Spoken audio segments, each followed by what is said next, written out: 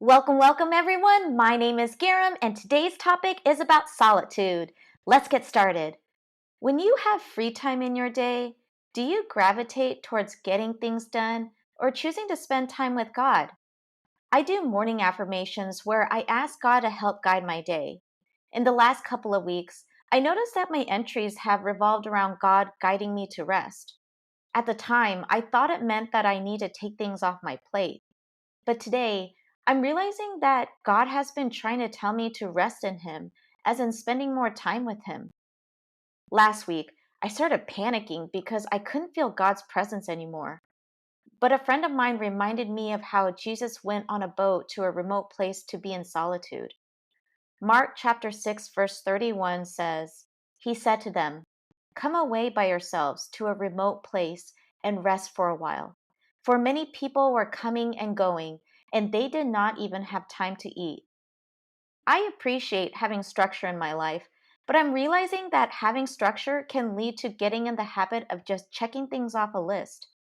I realized that even though I was spending time with God, I wasn't being intentional or present during that time. So I went to Discovery Park in Seattle and found some steps that lead to the ocean.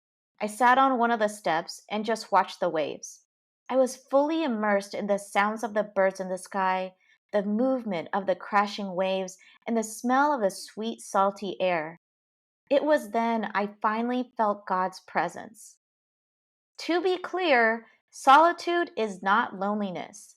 In his book, Celebration of Discipline, Richard Foster states that loneliness is inner emptiness. Solitude is inner fulfillment.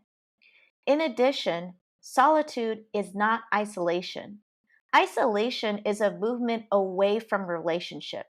Solitude develops a deeper relationship with God. In our daily lives, we encounter the three enemies of the soul: the world, the flesh, and the enemy. The world is the systems of ideas, practices, and social norms in society. The flesh is our primal animalistic drive for self gratification. And the enemy attacks our soul and mind with distractions, confusions, and lies. When Jesus went into the wilderness and fasted for 40 days and 40 nights, Jesus never gave in to the lies and distractions from the enemy. In fact, he always focused on God. In his final moment against the enemy, Jesus said, "Go away, Satan, for it is written, 'Worship the Lord your God and serve him only.'" It was only then did the enemy leave him.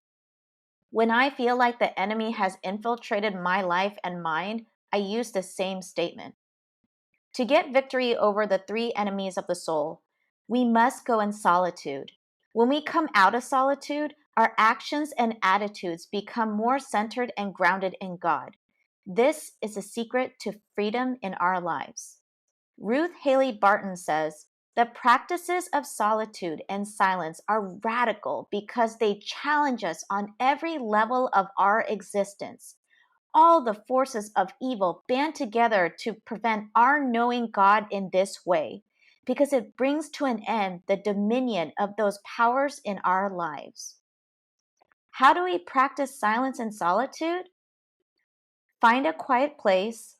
Ask God to silence any noise that isn't from Him. Ask God to speak to you.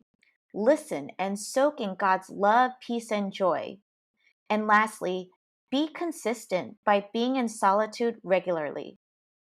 Jeremiah chapter 29 verse 13 says, "You will seek me and find me when you search for me with all your heart." This verse came to mind when I felt God's presence. It's not the quantity of tasks that makes you closer to God. It's about being present and earnestly desiring to be closer to God. So I invite you all to practice solitude in your everyday lives in order to become more deeply connected to God.